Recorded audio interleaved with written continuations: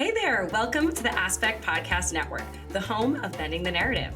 Go ahead, hit that subscribe button below and be the first to listen to our new episodes and other shows from the Aspect, covering topics such as Marvel, Star Wars, Game of Thrones, and more. Hello everyone, and welcome to Bending the Narrative here on the Aspect Network. I'm one of your hosts, Kate Kronquist, and joining me every week to discuss the latest and greatest in the world of Avatar is Alex Batts. Alex, how are you doing? I'm doing great. Excited to be continuing our journey through book 2. So this week we are on our rewatch with the episode The Cave of Two Lovers.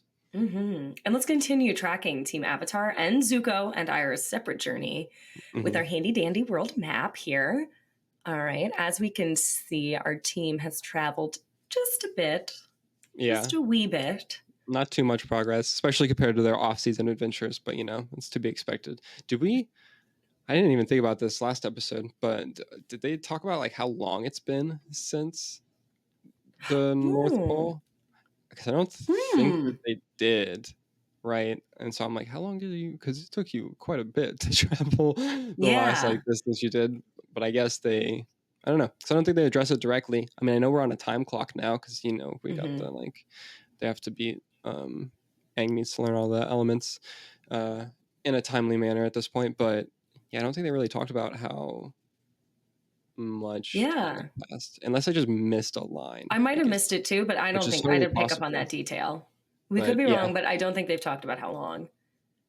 I have to assume like a decent amount of time because they traveled a lot. They did travel a lot. It might have been fast. They're on a boat. It's different. Maybe they have waterbenders on their boat. Maybe they move them faster. That's true. I'm thinking, in like Vikings, how all of the Vikings are rowing together. I wonder if they have just something. That'd be cool. Yeah. Right? Just using the waterbending like that. That'd be nice. Yeah. They probably fly. That checks out, honestly. Yeah.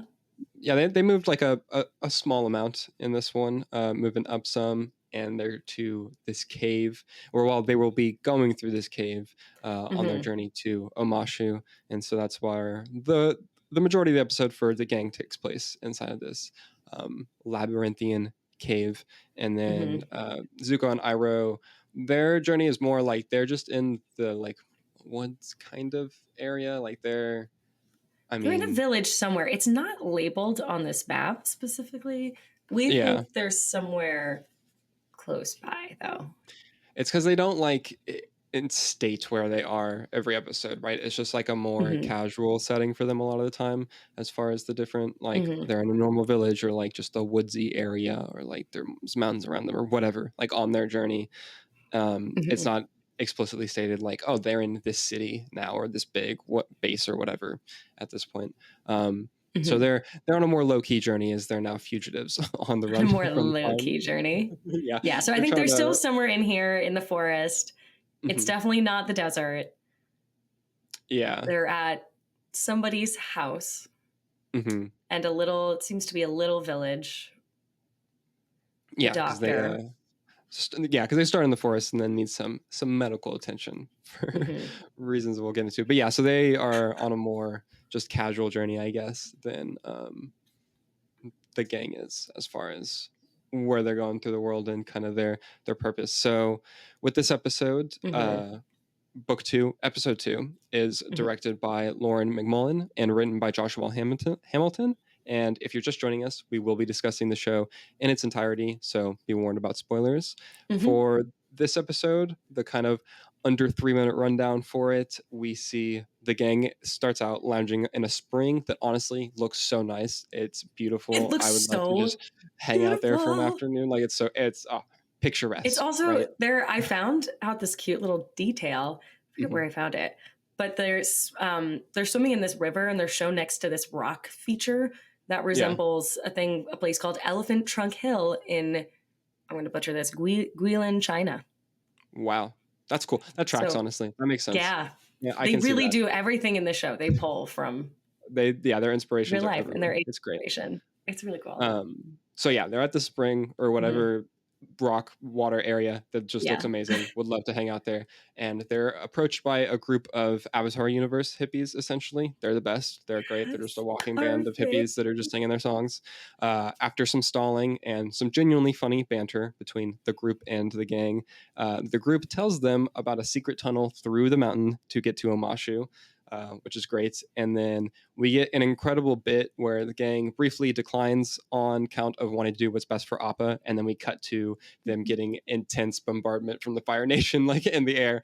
And they come back and they're like, we're going to take the secret tunnel, actually. So actually, that's fun fact, like one of those Fire Nation soldiers is one of the one with the eye patch. Mm-hmm. He was previously in the Jet episode. We've seen him before. That's really cool. Isn't that really cool? That's a good fun fact. I like that. Yeah. So yeah, they like are bombarded in there, and they're like, oh, never mind, we're taking the tunnel. It's such a good such a quick way to show that. So like now we're gonna try. It's like not even 10 seconds. They literally are like, no, we got to do what's best, like for Appa, and then just hard cut to just barrage of fire missiles. So they come back. That starts their adventure for the episode, and then Iroh and Zuko are just doing fugitive stuff on the run. Iroh sees this plant, and he's like, oh, I know this one. It's one of my favorite teas, I'm pretty sure, and eats it, and then gets very sick. And they end up having to like go into this small little village or town or some such and get, treatment for that. And so they have that. And then we cut back to the gang and they're exploring the tunnels and go in. And the hippies are like, by the way, there's a curse in these tunnels. All you need to do is trust and love. And I love also that these guys are just like the definitions again of like exposition machines, but they're so funny though. And like such characters that you're like, oh, this is great. I don't mind it. Yeah. I love them so much actually. And Aang being like, all you need to do is trust and love while looking passionately at Katara is so funny. Mm-hmm. We love subtlety. And she's just back turn, just like looking off. Back turn. Can't even see her at all. So we get that. They go into the tunnels. The tunnels start changing around because of badger moles, I have to assume.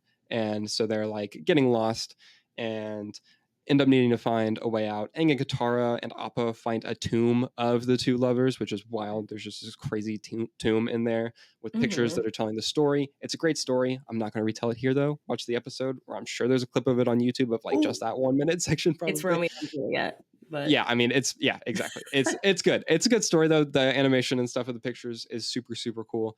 So we get that. We get them like being like, oh no, we're lost. And the gang had also gotten split up between Aang and Katara now by themselves. And I love Katara bringing up the like, oh, what if we kissed, essentially, like as the solution. Girl. And like Aang just absolutely fumbling the bag. Just ruins the moment, kills everything. It's terrible. I think there's a meme for a while online where it's like in this scene you actually see the first instance of Aang earthbending. As you can see with each sentence he says, he digs himself into a bigger hole.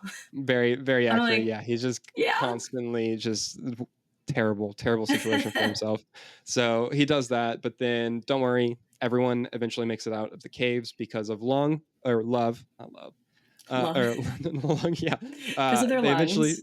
They eventually make it out of the cave because of love. Katara and Aang kiss for sure, 100%. Mm-hmm. And also the other group, all of our hippie friends and Sokka get out because of badger moles, which are insanely awesome. They're super cool. Yes. And so they get out of the caves. And turns out that Omashu was just completely, absolutely wrecked and is occupied by the Fire Nation. So that's a big bummer that they're going to have to deal with in the future. Big bummer. Yeah, it's just not great.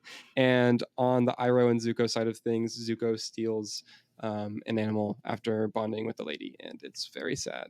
And what are you doing, Zuko? Come on, man. Like, get it together, please. But yeah, so that's please. That's the episode. That's the main rundown of the bullet points, what happens in it.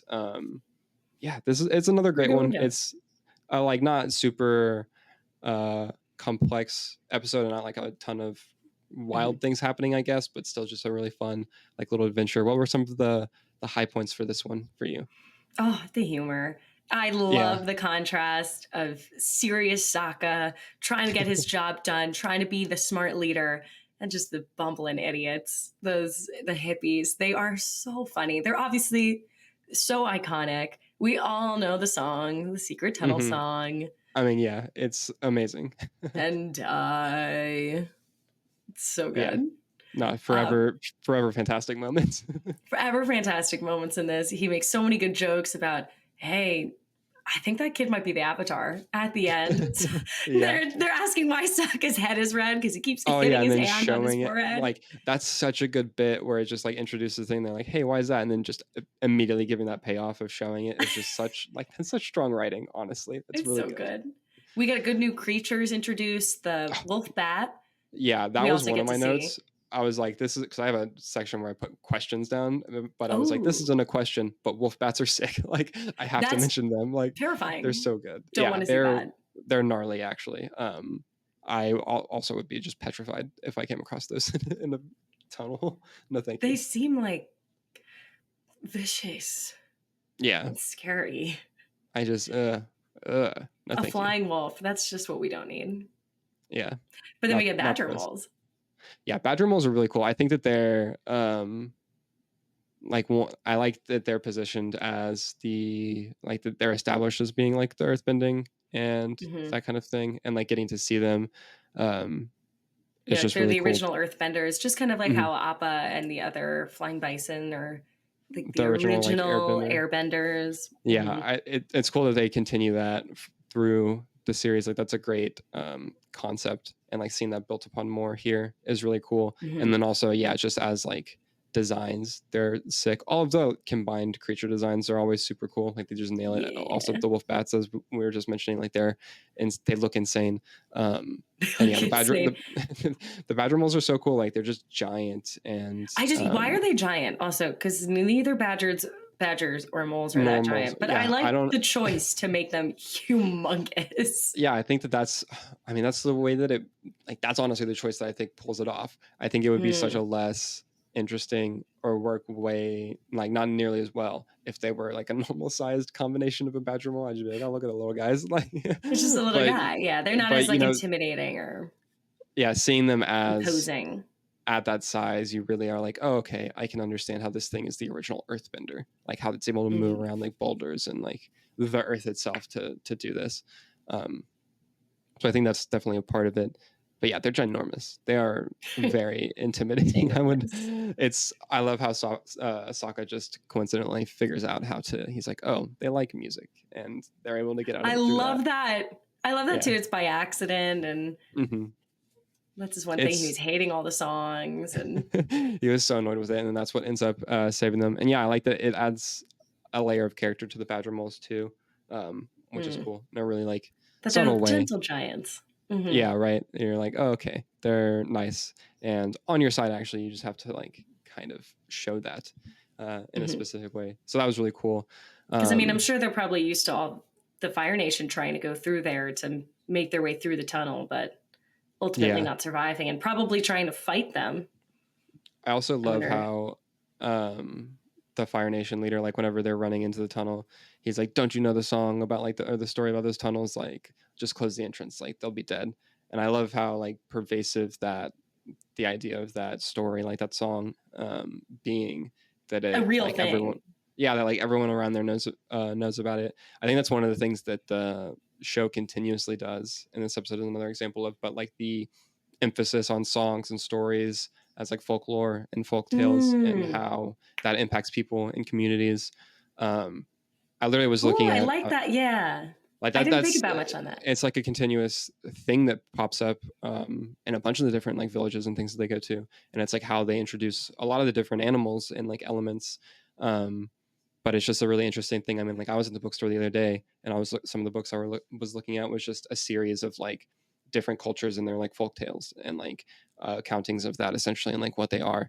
And it's just such a fascinating thing because there are so many different ones across Mm. different cultures. But the fact that there Are is unique the ones for yeah, like their the fact that they're fantasy unique ones, series. but like all of them have it though at the same time, right? Like they're all different, but like all the different cultures have like folk tales and stories and songs or whatever that like permeate their community, and like oh, everyone knows about this, and like they teach lessons and like all this thing, and like just how much that impacts people. I think is really interesting, and the show does a good job of pulling from that and like making its own versions of that as things that these characters then like come across and get to interact with, and things like that. I just think it's really cool that they're able to pull from that and like replicate that. And like actually it's not just a joke, it's not just a fun little bit. I like that they make it a real thing and they put that into the series. And also, I feel like it makes it more realistic because that is because that's how people are. Like that's why all the different, like all the different, like every different culture will still have these versions of this because like we tell stories and we learn things from them, and that's how we like think about stuff and talk about things. I mean, that's all like we're doing all the time, and so it's a really like natural way to integrate all of these different elements and put these characters in these interesting positions. And I mean, they do it so many times throughout the series, like I'm blanking on the episode name, but when they first go to the village and meet like Heibai, like that's all that is, right? And then like the Great Divide, like is also based on that, and that's a prime example of the different versions of even the same like story. Like that's another example. I'm sure there's the one we haven't gotten to it yet, but whenever Katara shows up as the the painted lady. Yeah, like the painted lady. Yes! That's another one, right? Like it's just this thing that continues. Like we've seen it in the series thus far, but like this episode again is just building on that and using like the like folklore and stories around whatever village and community to like present a new thing for the characters. And it's awesome. It's really cool. It's awesome. I never know how to like finish the end. I like will have so many thoughts. I know, like, yeah, this is great, and then I'm like, I have no conclusion here. And like, and that's why it's good. Like thumbs up. That's why I like it. I do the same thing. I'm like, and but other things that I loved, this episode did so many great things too. We got to peer into a lot of, I feel, side plots that I think don't get explored a lot. Like we get that Katara and Aang situation. Right. Yeah. This is a big Katara Aang episode. We really get to I like too that this is the second episode. They're like, by the way, we're going this is important. It is important. We are going full force with this. This is have to do with his character. It's not just a little fun thing we're putting in. I do too like that the romantic interest isn't. It's not something just to have it. Like it is important to Aang's character and a big reason why he does a lot of things. Yeah, I mean it's tying back to the like we were talking about last episode, how the Avatar state is tied to his emotional state and like how he feels there, and like that's something that like just further builds and adds depth to his like range of emotions as a character and like what he's like what his motivations are and things. And so it's cool that they again put emphasis on that. We get a little bit of that in this episode, and him being shy and him being a boy. Yeah. Being like, no, it's and like what? Yeah, just that whole interaction between them is such a like wholesome's a weird way to describe it, kind of, but just a genuine interaction. Like you watch that and you're like, this is I see I understand exactly how this is happening, like been there, like whatever, or like it's a situation that you could see playing out like that. And it just works really well for both of their characters, and it's cool to get that focus on it. Like this episode does the thing where when the show decides to like not necessarily like slow down, but I guess not focus on like huge, like for lack of a better way to describe it, like plot development type things. It really focuses on the characters and makes sure that it matters because of what it's doing for the characters. And like that's what happens here. We get a lot of development for Aang and Katara. We get a lot of development for Zuko and Iroh and like their situation and like what they find themselves in. Yeah, like there's so much good stuff there between the two of them and how they're adjusting. Zuko is and literally in my notes I put Zuko is in his most emo phase and it rocks. Yes, this is best. We are about to get best Zuko. Like he's just going through it. Buzzcut, just hating his life. This is My Chemical Romance Zuko. Yeah, 100%. And that's another thing I love about this episode is their interactions and that humor as well. I love the big contrast between, and it's always been there, but between Zuko and Iroh, and how Iroh is just so like easygoing, like let's go with it, and it's just trying to like have a good time, and Zuko's always just like humph, like in the corner, not. He's like I don't want to. He's just the Scrooge. He just does not want to be the Scrooge having a good time ever, and now he's just having an even worse time than he was before because his situation just continues to decline. It's just not a good time for him. He's a good time for our boy. And I like too, it goes back with this. I feel like the main theme for this episode a lot is like learn to enjoy the journey instead of the destination. And that's what Chong says, which I think it is too. That is from what I looked up about. It's like belief of Buddhism or Taoism. Yeah. It's like it's a path bit. is the destination. Yeah, it's a big part of both of them, and it essentially is the fact that like that is um the way, and like it's about being on that and like accepting that and embracing that and making that the best that you like can. And that's a very big thing that Iroh definitely does. And And that's true. That's both Zuko and Aang are both experiencing that. Another like I talked about last episode, like when their journeys kind of mirror each other. Yeah. Love it. It's just another parallel. There's so many. It's countless. It just they never stop. But yeah, I do like too that Zuko and Iroh get to kind of bond with like the people around them, and like the village around, like the scene between Zuko and I don't know if she's ever given a name, but like Song. the lady that Song. But somebody wasn't listening. But like I love the moment between them, like where they're bonding, and she's like genuinely like reaching out and being compassionate and like trying to like share a moment with him, and like he can feel that, and her being like obviously like seeing that he's been burned, and she like rightly like assumes that it's from the Fire Nation, but like doesn't know the full extent, right? And also even before that, whenever he's like I haven't seen my father in a long time, she's like, oh, is he fighting in the war? And him being like, yeah. It's like, oh, that's so heavy. Yeah, it hits so well. Like he says so much with that, and then them bonding like on the porch, and her trying to like reach out and form a connection like as just a human is so good, and her being like, I've been hurt by them too, and like showing her scars, and just how much like how big of a moment that is, and also just how much Zuko is not wanting to experience that moment and like let it in kind of, and just like actually like be there for it, and like accepting that like level of compassion and stuff yet. But it's such a good moment between it's such a good moment, and I like it too. This is the first time we ever see Zuko kind of out of his, this is him being a fish out of water. We never seen him, I think, really interact with commoners, to say, or right. real Anytime people. before That's then, not, he's just like yelling at them like, hey, I need the avatar. Yeah, like in other instances, this is the first time he's not approaching anybody as a prince, as a leader, as above it. Like this is the first time he ever approaches somebody being like, they think I'm an equal. They think we're just the like a same normal person. Yeah. And let's watching him deal with that and how he maneuvers around that is so, we see such a different side of him, and we see such a different character almost. It's really cool. And this is why I think this is when you really start to fall in love with Zuko, I think. You're like, oh my God, and him trying to be a real person. Yeah, it's such an adjustment for him. And it's so just interesting to watch him. Yeah, like you were saying, kind of like learn that and like get used to interacting with people in that way, and it being like just a completely different thing. And yeah, it does so much for his character, and just adds so many different layers to him, and it makes him so much more intriguing. Like not that he wasn't before, but like it just bumps it up to another level. You're like, oh, now I'm super interested to see how he'll approach whatever situation he's in. Like it's interesting because at this point you're so invested in him as a character and less about what his goal is necessarily. Because like even right now it's kind of like yeah, I mean he would like we know he wants his honor restored ultimately, and like the way to get that is to capture the avatar, but it doesn't really feel like that's what he's like fighting for necessarily right now. Like it's more that he's just like trying to figure that out actually, like what he needs to and should be doing.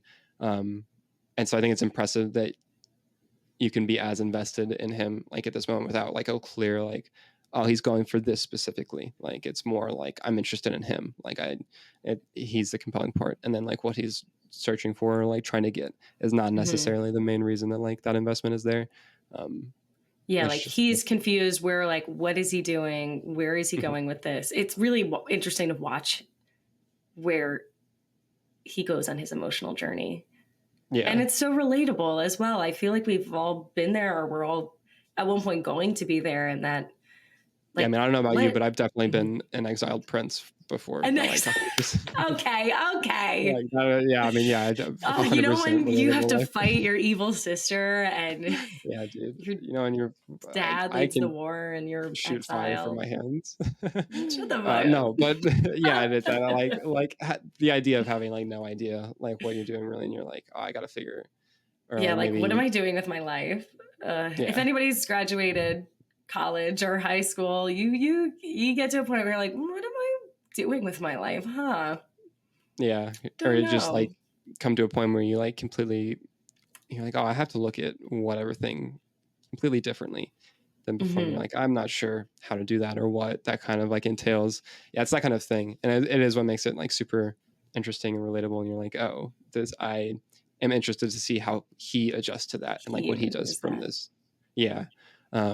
And then there's of course the added drama of the fact that he's an exiled prince from a firebending nation. Oh, it's just But so good. It feels yeah, almost like a little Shakespearean, I like to say. it definitely is. Like you can definitely, in some of the, I mean, you mentioned that the Tale of Two Lovers is 100% just Romeo and Oh yeah, it's Juliet, right? Romeo and Juliet. Like they Which definitely. also another thing I want to talk about, that little story within the story. Oh yeah, that's a great thing. That's so cool to be able to do that. Like that's so impressive to me. It's so impressive, and what it got, again, like we were talking about lore and folklore, telling folk tales, and how that's kind of in every culture. Yeah, and I do like that is the big focus in this episode, that we do focus on that as a story, and it helps them, and it relates back to our main story. I also think it's interesting, some people try to relate it because he's in red, she's in blue, that maybe they were firebenders and a waterbender, so that's even more of the opposites. And so yeah, that would make sense. I can see that.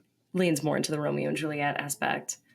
Yeah, like the forbidden. Yeah, I mean, it adds further layers. Anybody who ships Zuko and Katara. Yeah. No. It's so good. Anyway, I think I had this like thing. Anyway, we got something going on today. No, it is. I do like the story within a story thing is so impressive to me, because like that's the level of writing that I aspire to be. Because I like will write stories and stuff, but like I would like, because you have to be able to know exactly how little of a story you can tell and like still make it compelling, to like be able to put it in there and not be like, oh well, now like, and to not be like, oh well, this just should have been a different thing that I'm reading, as opposed to like a small little like quick thing that you can get through and like adds to the main story that you're watching or reading or whatever. Like the whole story is maybe 5 sentences. Yeah, like being able to tell like compelling and concise story, and that like that's so crazy to me. That's so impressive. Like that's the good stuff. Like even if you are That's like the good stuff. and the thing about that is it's very, a lot of the time whenever people are doing that, like you're very obviously or clearly taking inspiration from whatever thing that's like maybe a stereotype, or like it's Romeo and Juliet, right? But like it's still, you're still doing enough to it that it's a new and like a slightly different thing, and like there's a reason that like classics are classics, right? And so it's using that, like it's using that framework and still like tweaking it, because I mean that's also just all stories are in general, like on a bigger scale. Everything's just, like, kind of a trope, and yeah, like, or you are taking inspiration from two things and you mash them together. Like it's always this tweaking thing with stories, and so it's just like using that to then make a smaller, more compact one that, as you were saying, relates to the bigger thing that's happening in your story, and is another like engaging layer, and like adds more to the world and the community that they're in, because it's like a folklore thing now, and like just all of these different things. We learned about Omashu and Oma and Shu. Oh yeah, like just little so stuff like what a that. great Like little it's detail. cool. And it also adds like specifically making it in universe like history thing, like historicity adds a lot of weight in narrative. I've noticed that's something I've been like super interested in lately, actually, because like one of the things I'm working on, I'm like, oh, I'm gonna add a narrator who's like at the end of whatever, because like in a lot of stories that you read, like whenever you're reading something or watching something, like if there's a feeling of a long lineage or history of whatever thing, like that just adds so much to it. Like that's why like Lord of the Rings or whatever, there's like thousands of years of stuff that's been going on, or like Game of Thrones, the big like, or other like just anything, right? If you have that like depth to it, like it just adds a lot of weight instantly to your narrative. And it makes it more believable, and not to say that the aim is always to make it realistic, but That Well, almost. that's a perfect distinction, actually. It's like it is a difference between like believable and realistic. Like it's making it more Mm, the point isn't like realism, the point is yes. believability. The point is like accepting the story like as the story presented and like being able to get engrossed in that world. And like, yeah, Hmm. like that's the thing. Like a good example is like the Avatar, the blue people, right? Like that movie is not realistic, People. but it's right, but it's believable. Like you Hmm. watch that movie and like you are able to get invested in the things that are happening because like Hmm. it's not that it looks real necessarily or feels real necessarily, but like it's just presented in a way that like you were able to buy in. Mm. And like yeah, there's a big difference there. And like yeah, adding that like that history to it is just one of the ways that you can add that like extra layer of believability and kind of just get an extra oomph into your story, An extra especially when yeah, it's just that little secret sauce, just like a little put secret sauce. Avatar puts so much secret sauce in here. oh, just all over the place. Just just all over the place. It's all secret sauce. All It's right. the whole Anything you want to thing. say about the episode specifically before we move on to our next uh segment here? I don't think so. Just the hippies are a blast. They're iconic for a reason, and the crystals in the cave are pretty sick too as a visual thing. Yes. Um, that's really cool. Those are the last 2 points I had though about the episode itself, I think. I agree, same. All right. So when we come back, we're going to dive more into the episode and how it contributes to the overall narrative of the series. We will be right back.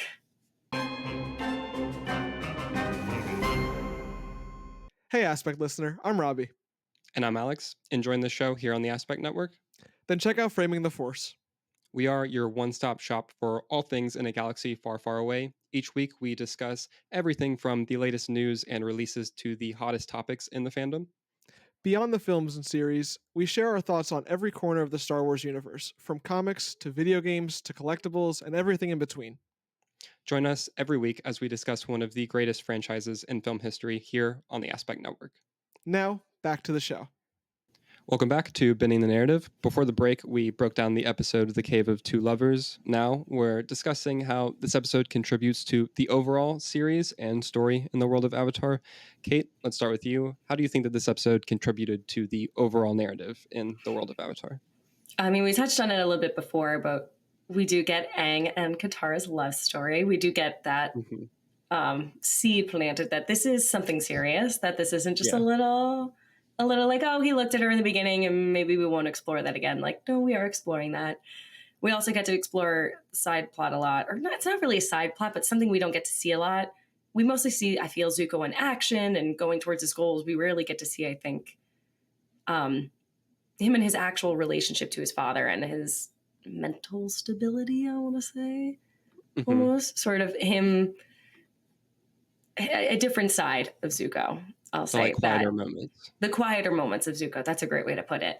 I think really starts us off on the whole rest of the series. This is more of the Zuko that we're going to be diving into, and more of the side of him. This is whenever in retrospect, when you finish the series and you think about Zuko, you think about season 1 Zuko being the like out of place version of the character. Mm-hmm. Like it's not the version that you remember as like, oh, well, that's Zuko. Like you're like, oh, well, this is Zuko before he gets to be like the Zuko that we all know and love, right? Yeah, like he's also a bit of a comic relief in season 1. Yeah, he is. Like he fills a lot of just like practical roles almost in season 1 of like we need a villain, we need some form of comic relief sometimes in these scenes. I mean, Iroh is also that a lot of the time, but they're kind of like a good 1-2 punch with that, right? Then they do bounce off of each other in a lot of ways. But yeah, and like from this point forward, it's a lot more of I mean, it sounds like a kind of disservice to like the character work that is done in season 1 because there is a lot of stuff there still for him. But like from here on, it's going even deeper into like what makes him tick, why, how they're going to explore that going forward, and kind of how his entire personality and the way that he operates sort of is going to like shift, and it has already shifted some, but just continue to do that. Like he's just going to have to keep facing it. Yeah, like he just will consistently have to go through those changes. Because even trying to talk about his family and his history and his scars without, I guess, like it felt like you could feel him almost holding back so much. Like even Iroh was like, oh, don't talk about this. That's a very sensitive topic.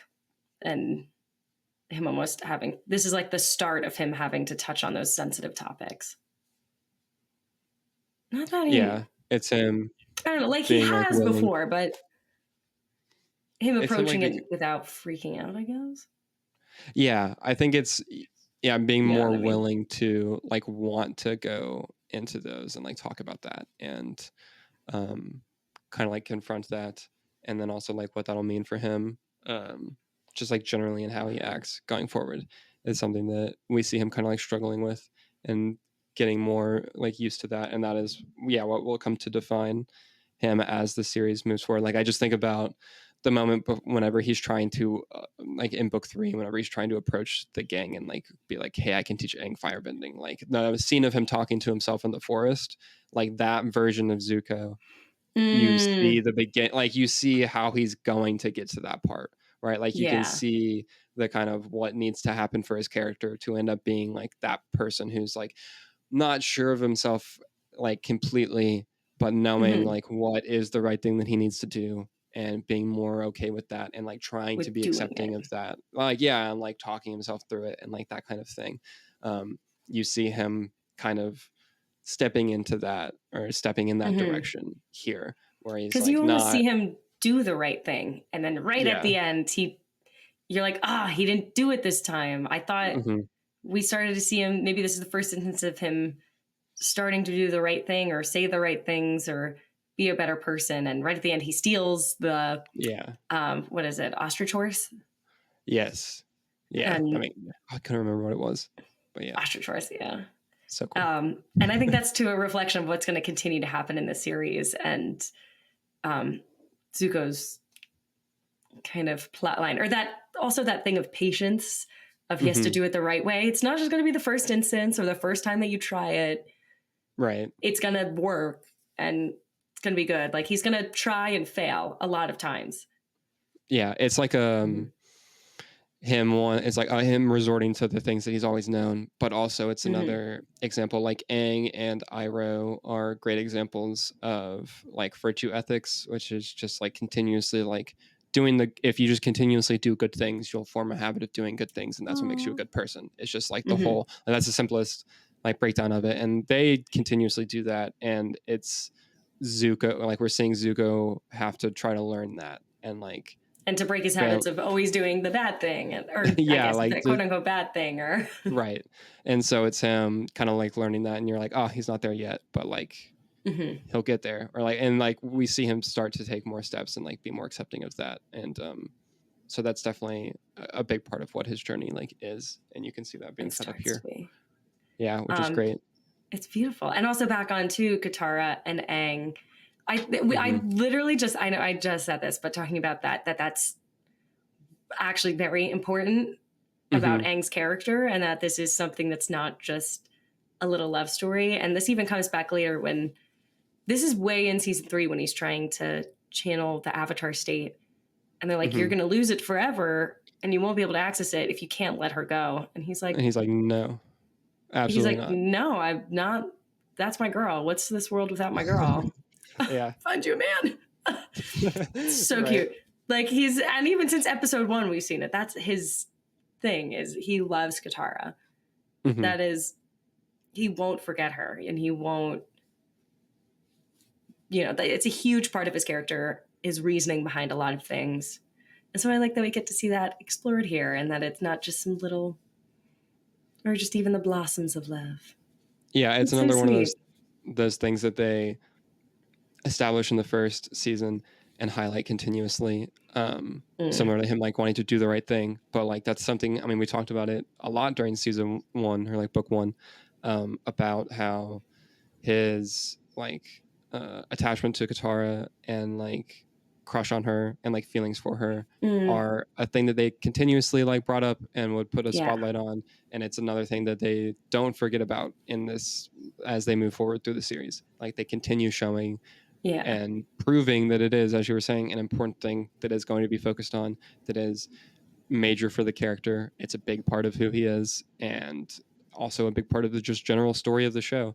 And it's something, it's the whole reason the entire show works so well, but like they spend the time to like prove that the things that they're showing and focusing on like are the focus and the important things. And like that sounds so like it sounds so obvious whenever you say it, but like but so many shows don't do that. Yeah, like it's spending the time and the attention, and yeah, just like I feel like focus is the best way to say it, like on the things that matter and important, and you want to like get across to the audience, and you want to be like, no, these are the big pillars or the big things, right? And like they put in the time on those things, just continuously, like don't forget about it. And yeah, it's just another example of that. Like their relationship is so crucial to the overall story, to Aang, to both of their arcs. Like it's a huge thing. I feel like that's kind of forgotten. I feel like a lot of times when people talk about the show, that's never. That's not talked about.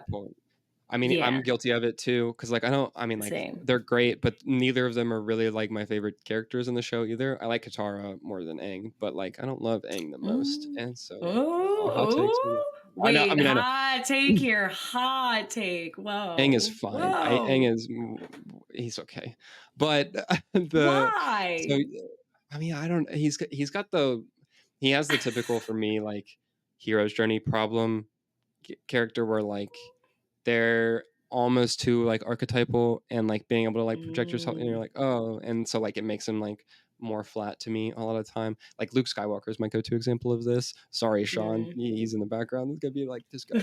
But, like I don't like Luke Skywalker really for the same reason, because like he's just too stereotypical and generic of like the guy who's going on the hero's journey, because it's the hero's journey, right? And so like that kind of like is and I also mean, just you like just said tropes are a trope for a reason. They're the no, classics. I know, and they're gay. All right, I forgot that Sean's not the biggest fan of Luke either, so that's cool. But no, I can see your point. I don't agree, but I see your point. I think, and then also I just don't love Aang's personality the most either. So like he's my least favorite Avatar. He's a 13-year-old. Yeah, I mean that's my okay. That's I don't like a lot of 13-year-olds either. Who does? Right. That's not to say he's a great character. He's just not my favorite, and so like I don't love them the most either. And so they also are not one of the things that like I bring up all the time whenever I'm talking about the show. Like my first things are like Azula or the Fire Nation or the Earth Kingdom, or like Zuko, like Zuko and Azula's fight, right? Like the lore in general, like Bending's cool as hell, like or Kyoshi, or like the Korra show, or like all of the other things. Like I love so many things about the show and like the universe in general. So like yeah, I think your point is really true that they do like their relationship does get lost in the like general like conversation whenever people are talking about the show a lot of the time. But like yeah, it's a pivotal part of it. Like the show just does not work. It is actually important. Yeah, nobody like kind of people are like, oh, they ended up together. When was that a thing? Or it's only like I just feel like I've heard that said before by a couple people. They're like, that doesn't make any sense. I was like, they only like signaled it for the entire show since the very first episode, like from the first time they like met. But yeah, no, totally. It's just like as a random thing that has to like happens to be. Yeah, the show is so. I'm sorry. The show is so. It's made for kids, dude. If you can't get that, maybe no, it's good.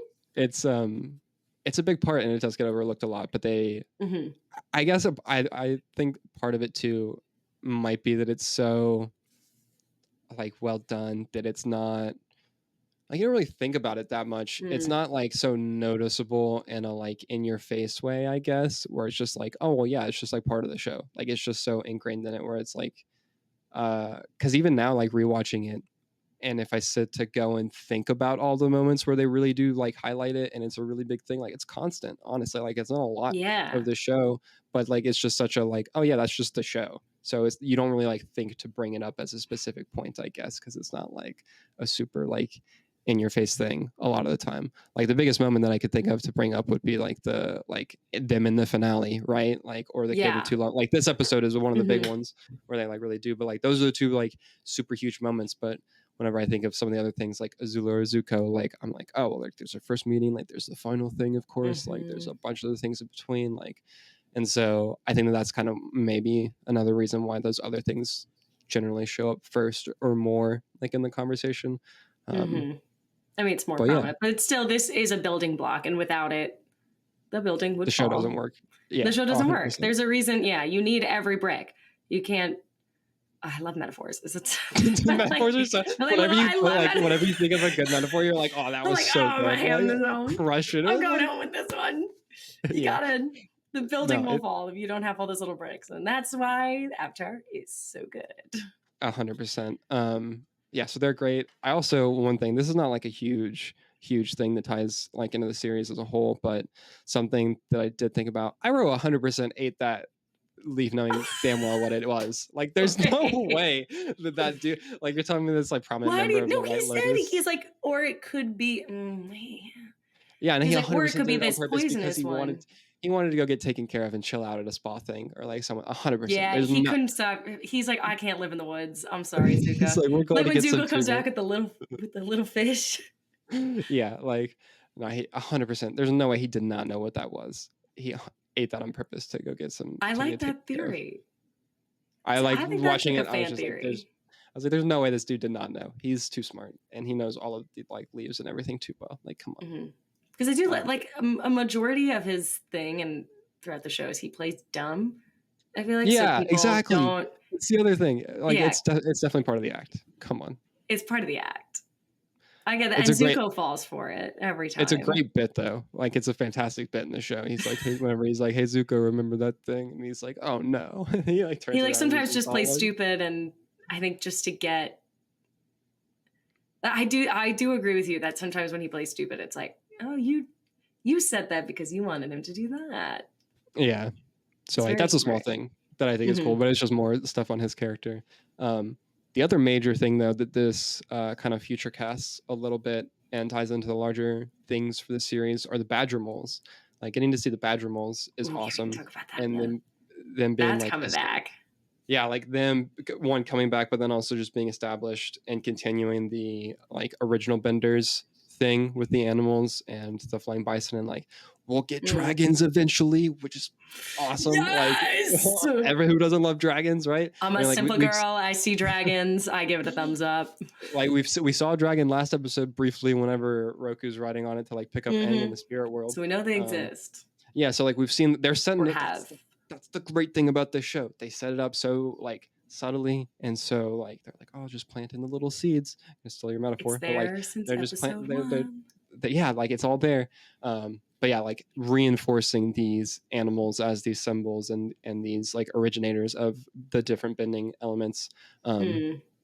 It's just awesome. Like, they're cool, great design, as we talked about, and they look awesome. But yeah, just like that reinforcement of that theme, because like we're gonna see it later on, and it's gonna be a huge like deal. We're gonna get an entire episode and now, where they have to go Earth Kingdom, earthbending. We're focusing on this. We're getting into that. That's we need to. It works on so many, because it's like that's a good point, because it's hammering home the like Earth Kingdom stuff, and like we're in that field, but then also setting up to like prime the audience to be more just familiar with the idea of the original Benders and the animals and stuff for whenever we get to go tackle the dragons, and like they have to do that. It's just like you're so familiar and exposed to the concept that you're like, oh yeah, this is just like part of it. Like we've like, it's I hate to use this word, but you're like microdosing. No, I mean, yeah, you're kind like microdose the information. They're just like slow dripping the information to you like throughout the thing to make you more familiar with it. That way, whenever it becomes a really big plot element, you're not having to waste time explaining you're not like, oh, this why is out it's of a nowhere. plot element. Yeah, like it's not out of nowhere, and you're not machina, like you're stupid.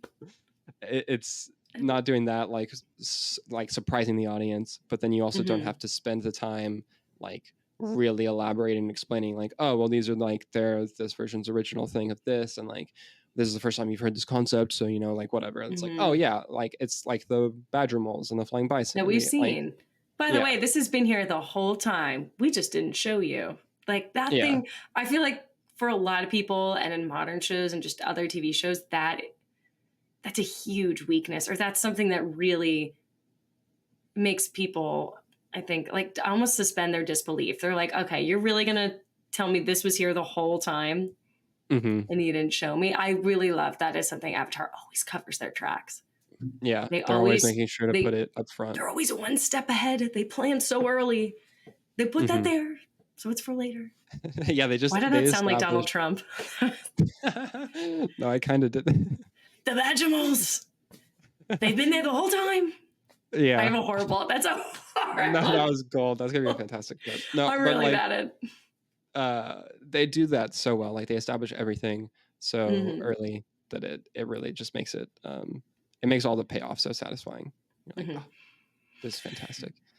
Which we'll take a short break, but when we come back, we're going to talk about the live action Netflix series adapted and how that's not as satisfying, and how they miss as a thing, and how to do it in the wrong way.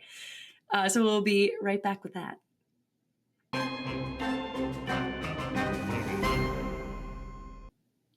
Welcome back to Bending the Narrative. Before the break, we discussed how Book 2, Episode 2 contributed to the overall narrative of Avatar. Now, we wanted to circle back and talk about some of our conversations from the first season of our podcast, where we discussed how the Cave of Two Lovers was adapted in Book 1 of the live action Avatar. Now, Alex, I know we talked at length about this before, but how do you feel about how this episode was adapted into live action after we revisited the animated version? Still not great for the most part. It I mean, it's fine. Like I think I didn't dislike this one as much as like some of the other like adaptation things, or like adaptational choices, I guess would be the best way to put it. I mean, the big thing with this one between the animated and the live action is that like they changed the groups of people and how they were split up. Well, one, because also during this, like Aang isn't even with them at all in the caves. He's Aang's dealing not here with at all. Yeah, because he's dealing with Boomy and like those trials and stuff. Right, that is what is happening in the, I believe. I'm Well, pretty like they're sure. like, Yeah. and then there's the whole. It's like they're going through that, and it's just like it was just a weird. It's the same thing. We've talked about this so many times. We talked about it like every time we brought up the live action thing, but it's just a bunch of like choosing to combine things in a weird way that didn't necessarily Makes work sense, or was or needed. need to be done like that way. And I do remember saying in our initial review of the first season and talking about this episode that I didn't dislike like the sequences with Katara and Sokka like going through the tunnels, and like how that built their relationship and explored it in the live action series. I do think that those were done well, and like that was good. I enjoyed that part of it a lot, actually, like just by itself. But the moment that it becomes like not as great is whenever you compare it to what we just spent a good chunk of the episode talking about, and the fact of like how the development for Aang Katara impacts and is crucial to the entire story and the entire show, and like you don't get that by having the focus on Katara and Sokka like in that situation instead. Like you lose all of the things that we just talked about and how much that improves the show and how like critical it is to the show. You lose all of that in the live action version. The little brick. Yeah, like yeah, exactly. Like you were just We're talking missing about, that like, brick. you remove it, and that's something they did like on the whole a lot in that season, is like not really addressing or showcasing like that relationship between Aang and Katara, which is, as we said then, like a big foundational thing that you're just missing. So I think that's the biggest like mistake that the episode does in the live action. I mean, like they brought the song in there. You can't really like mess up the song. Like that's cool, you know. Like, but I'll it did give just viewpoints. feel like But it's here 100%. you go. And I think that I Suckers. think that we said this at the time too. And 100% was just like, oh well, they know that like that's just one of the most iconic things to come out of the show. People who don't watch the show know that song. Like we need to capitalize on being able to put that into the show as soon as possible. And so that's why it was there, is what it feels like. So yeah, like that's fine. The Badger moles show up though, I'm pretty sure, and their CGI, if I remember correctly, was pretty incredible. So like points there for sure. Like that's awesome. It's always impressive if you can pull that off. But yeah, I mean, besides that, there's not really like that much, because it's basically just adapting like straight up the tunnels part, as opposed to, I don't think, the reason why we had the tunnels. Yeah, like because you don't get any of the character development in the same way that you do in the animated version. And then we also like Zuko and Iroh. I don't remember what they're doing at this point in time in the live action, but I'm pretty sure it's not like comparable. I don't think it's the same thing. Because I think they're still trying to make their way to the North Pole. I have no idea. I do not remember what zoo. I know. Wait, now I'm like, wait. They might be like captured by the Earth Kingdom at this point or something, and like because we're all in Omashu. Yeah, we're like all around Omashu and the forests, I guess, around there. It's admittedly been a little bit since I watched the live action version. Yeah, same. We're not having to watch the live action version for every episode this season, so I'm so sorry, guys. Not going through that torture again. Love you all. It's fine. But yeah, so I don't remember what they're doing. So like, you don't get that adaptation of it, right? And that's the other half of the episode, besides like them being in the caves. And so it's just there's not a lot that they basically just wanted to do the song. And like they also did understand that the caves were used for character development. They just switched the characters that are involved in that. And like they still did the development well. You just like, hey, it was with the other characters in the first place for a reason, kind of. Yeah, I agree with you. Like, I do think it's interesting that because I'm trying to think, if you're thinking of the live action, you can't do it and not think about the animated version, but if you're completely ignoring that and going with a new story, I guess that does make sense story-wise to have them like, okay, while Aang is doing his trials, they're off doing this. Why do they go in the cave again? Do we remember?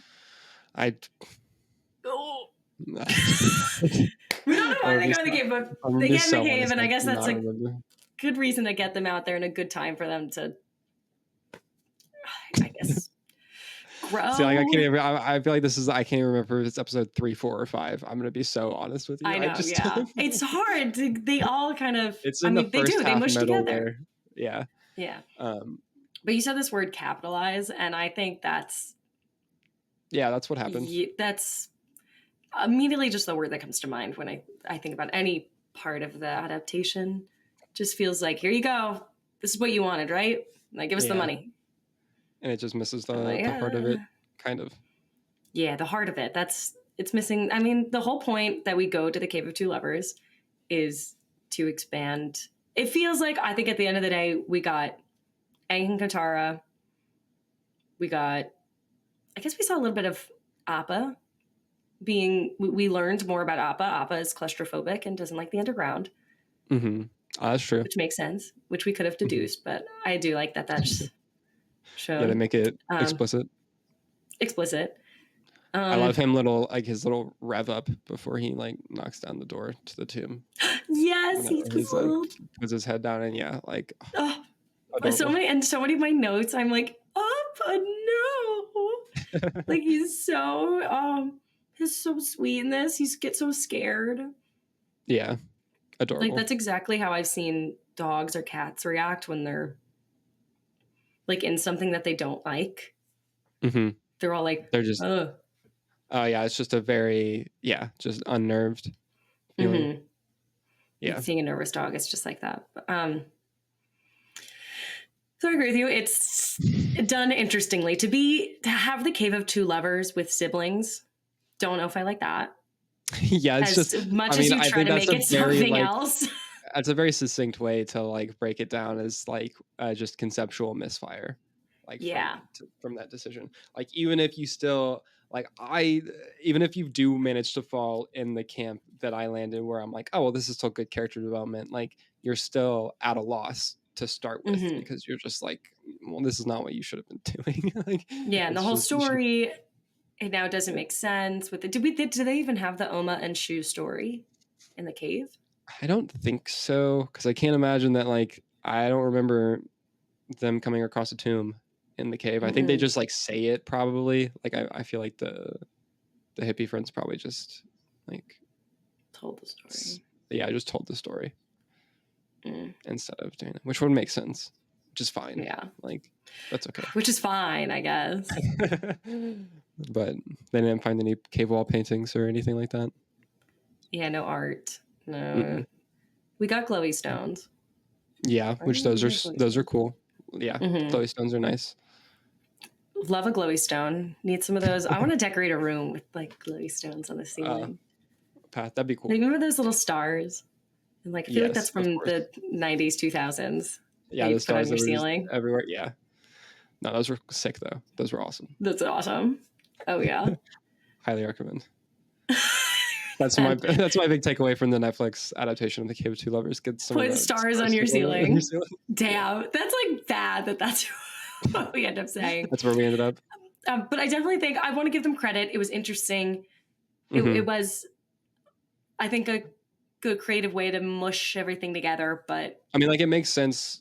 Was it needed? Condensing wise, and like where everyone's at, like geographically, and like all of the logistics of the show. Like, I understand, but missed it a little bit, I think. Just missed the mark. Yeah. It's also like, was that necessary? You have to, it feels like you are mushing everything together to fit it all in. Yeah. Unfortunate. But which defeats the purpose of enjoying the journey and not the destination. It feels like it's just the destination. Tying it all back together. All back together. All right. Anything you'd like to say about this animated version or the episode as a whole? I think that just about covers it. I agree. Anything else anybody wants to say, let us know. We'd love to talk more about it in later episodes if we've missed anything. But yeah, thank you everybody for tuning in to Bending the Narrative. Next week, we are going to find out what's going on with that cliffhanger at the end of this episode, which we didn't even talk a lot about, but we will talk a lot about it next episode when we get back to Amashu. First, Alex, where can people find you online? You can find me online at the Alex Batts. It's BATTS on basically all of the social platforms. That'll be the @ Beautiful. You can find me online at Kate the Official on Instagram. Awesome. And please be sure to subscribe here to The Aspect on YouTube and any platform where podcasts can be found. Please give us a like, leave a comment, and turn on that notification bell. You can also follow us on Twitter /X, Instagram, and TikTok at The Aspect Co. A huge thank you to Peter Fraser for providing our series music. And again, thank you so much for listening. And filet me, oh hot man. Hey, thank you for tuning in. If you enjoyed this show, then be sure to subscribe here to The Aspect so you never miss an episode. And be sure to check out some of our other shows and videos on the Aspect Network. Thank you so much for listening, and filet me, oh hot man.